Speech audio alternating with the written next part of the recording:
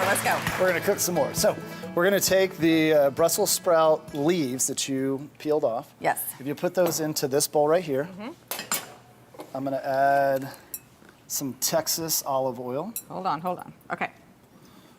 just a little bit drizzled on, Yes. a little bit of salt and pepper. And what was in the bottom of that bowl was freshly grated Parmesan cheese. Yum. Add a little nuttiness. Will you toss that for me?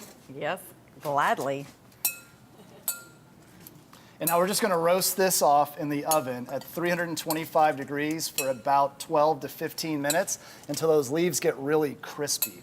You know, a lot of people don't like Brussels sprouts or will turn their nose up at Brussels sprouts, but I think these are gonna be amazing. Yeah, I hated them as a kid, so Most I'm kids not do. referring to my mom's cooking. She's a great cook, but just in general, I was not a big fan. My kids are not eating Brussels sprouts right now, but I'm waiting for the day.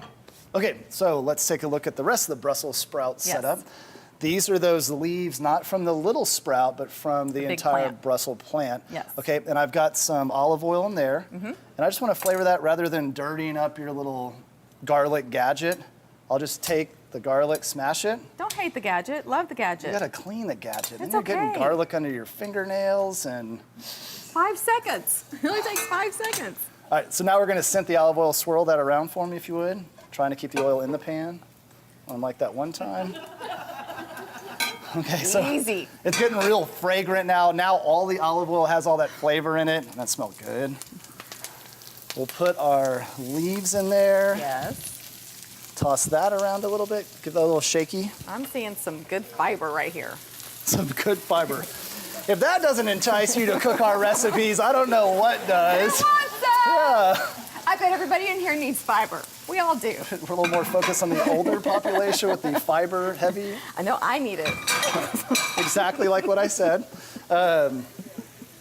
Anyhow, Anywho, glad you missed that one. let's cook that lamb. I'm ready. We're gonna cook lamb, but first we gotta cook the tomatoes down. Okay, so we got Yeah. the pan hot. What happened to those tomatoes? Take a look at these. Okay, Where did they go? look how much juice is in there. Just since we started cooking. Just as we start, so in about 10 minutes now, I'm gonna press on them a little bit. Yeah. Look at that. I mean, you're seeing even more juice coming out. Okay. So we'll dump that in this pan. Those are so Turn pretty that and heat red. up. So if you look at all that moisture in there, that would be really diluting our sauce and not letting it thick up. Okay, rather than just using sugar for a jam, I like to use honey, and local honey especially, and the Texas Honeybee Guild, which kind of goes in with the source that Marie actually has a couple of hives that she's growing. They're focused on, do you remember how specific of a location they were doing? Dallas.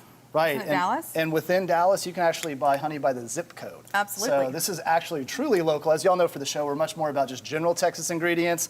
This is about as local as you can get. Okay, will you take some of the adobo sauce, some of the sauce out of there? Just the sauce. Those are chipotle peppers in adobo. Yum. So that's going to be a little bit of heat. That's going to be a lot of heat Okay. for that second spoon.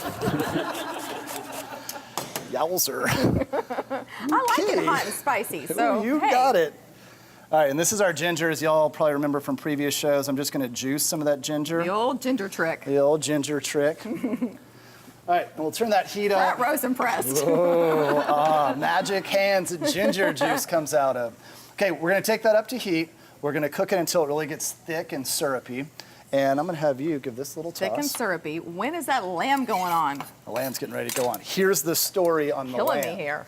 The lamb is lamb that was fully cooked through.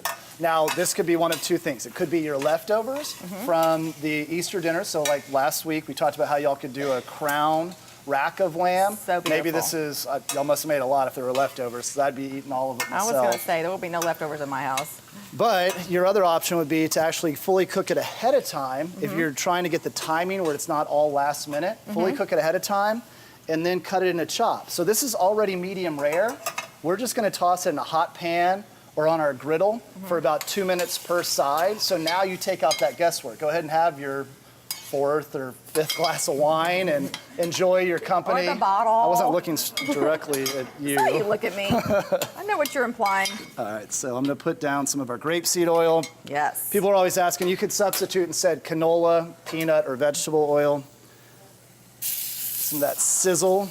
I'm waiting. You're slow. Come on. Wow.